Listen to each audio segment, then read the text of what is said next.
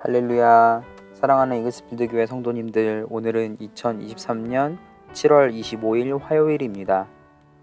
7월 25일 화요일 우리 좋으신 주님께서 주시는 말씀은 예레미야 9장 7절에서 16절 말씀입니다. 오늘 말씀은 예레미야 9장 7절로 16절의 말씀입니다. 그러므로 만군의 여호와께서 이와 같이 말씀하시되, 보라, 내가 내 딸 백성을 어떻게 처치할꼬 그들을 녹이고 연단하리라. 그들의 혀는 죽이는 화살이라. 거짓을 말하며 입으로는 그 이웃에게 평화를 말하나 마음으로는 해를 꾸미는도다.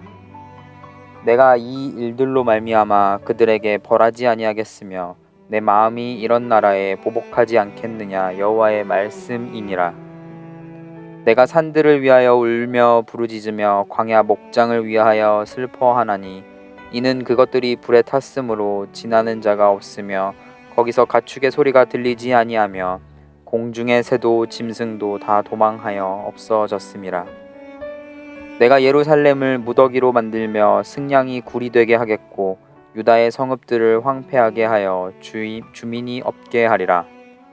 지혜가 있어서 이 일을 깨달을 만한 자가 누구며 여호와의 입의 말씀을 받아서 선포할 자가 누구인고, 이 땅이 어찌하여 멸망하여 광야같이 불타서 지나가는 자가 없게 되었느냐. 여호와께서 말씀하시되, 이는 그들이 내가 그들의 앞에 세운 나의 율법을 버리고 내 목소리를 순종하지 아니하며 그대로 행하지 아니하고 그 마음의 완악함을 따라 그 조상들이 자기에게 가르친 바알들을 따랐음이라. 그러므로 만군의 여호와 이스라엘의 하나님께서 이와 같이 말씀하시니라. 보라, 내가 그들 곧 이 백성에게 쑥을 먹이며 독한 물을 마시게 하고 그들과 그들의 조상이 알지 못하던 여러 나라 가운데 그들을 흩어버리고 진멸되기까지 그 뒤로 칼을 보내리라 하셨느니라. 아멘. 예레미야 선지자의 계속적인 심판 선포는 하나님이 얼마나 화가 나셨는지를 잘 깨닫게 합니다. 자녀가 잘못된 길로 가려고 할 때 부모님들은 그 자녀가 잘되길 바라는 마음으로 여러 방법을 사용하여 훈육합니다. 자녀의 잘못을 잘 일깨워주기 위해서는 각 자녀에게 맞는 적절한 방법의 훈육이 필요합니다. 예레미야 선지자를 통해 선포되는 심판은 그 당시 하나님이 자녀인 이스라엘 백성들을 바른 길로 이끌기에 가장 선한 방법이었습니다. 여기서 안타까운 것은 그 심판이 실제로 임하기 전에 이스라엘 백성들이 하나님의 경고 메시지를 듣고 돌이켰으면 하는 점입니다. 그러나 남유다 왕국의 역사를 보면 남유다 왕국이 그렇게 외세의 침략을 받으면서도 하나님의 말씀 앞에 돌아와 정말 의로운 삶을 살지는 못했습니다. 하나님께서 약한 회초리로 이스라엘 백성들을 훈육하실 때 이스라엘 백성들이 잘 듣고 즉시 돌아왔다면 왕국의 멸망이라는 끔찍한 심판을 면했을 것입니다. 이스라엘 백성들은 오히려 점점 더 큰 죄악들을 반복해 갑니다. 눈이 내린 산 꼭대기 위에 손바닥만한 크기의 눈덩이를 만들어 굴리면 산 아래에 도착할 때쯤에는 그 눈덩이가 엄청 커져 있는 것을 보게 됩니다. 이스라엘 백성들의 죄가 그러했습니다. 바늘 도둑이 소 도둑이 되는 것 마냥 처음에는 하나님께 작게는 불순종한 그 모든 일들이 멸망할 때처럼 심하진 않았는데 이것이 세월이 가면 갈수록 우상 숭배와 악한 죄들이 빈번하게 일어나며 더 큰 죄악으로 더 큰 불순종으로 일어나는 일들을 보게 됩니다. 그렇게 오늘 본문 말씀은 왜 이스라엘 백성들이 멸망해야 하는지를 잘 설명해 줍니다. 7절에서 이스라엘 백성들은 죄가 많다고 고백합니다. 8절에서는 입에서 나오는 그 거짓된 말로 이스라엘 백성들이 지은 죄를 소개합니다. 그리고는 하나님께서는 이스라엘 백성들이 벌받는 것이 마땅하다는 것을 보여주고 13절에는 하나님의 율법을 지키지 못한 이스라엘 백성들, 14절에는 바알 신을 섬기는 우상 숭배의 죄악들, 15, 16절에는 이스라엘 백성들이 어떻게 멸망되는지를 묘사하고 있습니다. 오늘 우리가 이 본문을 보면서 깨달을 수 있는 것은 두 가지입니다. 첫 번째로 아직도 죄를 짓고 있는 그리스도인으로서의 우리의 모습이고, 두 번째로 그러한 모습, 죄를 짓는 모습을 가진 자녀를 훈육하시는 하나님의 모습입니다. 먼저 우리는 오늘날 그리스도인으로 살아갑니다. 그리고 우리는 우리의 신앙을 고백할 때 우리의 죄를 용서해 주신, 죽으시고 부활하신 예수님을 믿는다고 고백합니다. 그러나 실제 우리의 삶을 보면 확실히 우리가 짓고 있는 죄들이 줄어들긴 하지만, 그리고 우리가 어제보다는 조금 더 경건한 삶을, 거룩한 삶을 살긴 하지만 여전히 크고 작은 잘못들을 저지르고 있음을 보게 됩니다. 무엇이 잘못이고 무엇이 선한 일인지를 구분하는 것 또한 사실 쉽지는 않습니다. 우리는 유대인들처럼 꼭 지켜야 하는 율법이 우리에게 있지는 않습니다. 오늘날 우리가 지키고 있는 온타리오주의 법, 그리고 캐나다의 법, 대한민국의 법과 같은 그러한 법으로 하나님의 말씀이 각 조항마다 정해져 있으면 우리는 어떠한 일이 잘못된 일이고 어떠한 일이 잘된 일인지를 쉽게 알아차릴 수 있을 것입니다.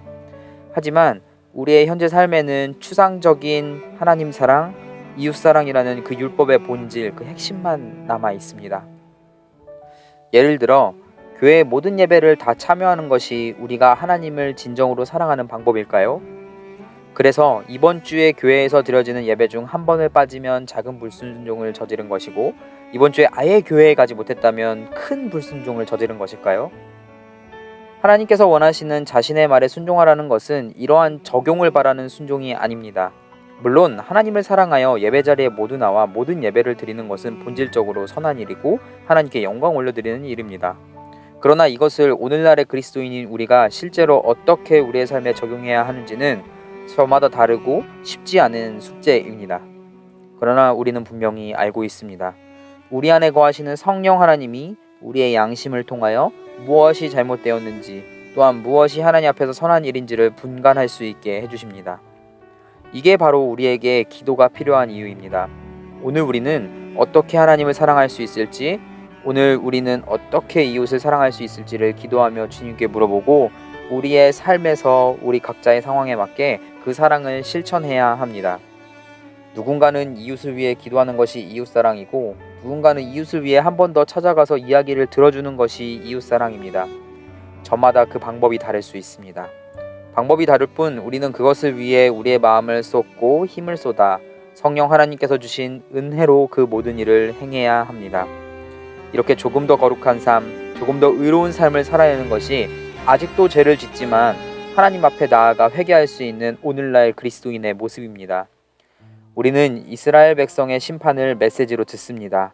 예레미야가 전해주는 메시지가 바로 그 심판의 메시지입니다. 하지만 우리가 그 심판이 무서워서 하나님을 사랑해야 하는 것은 아닙니다.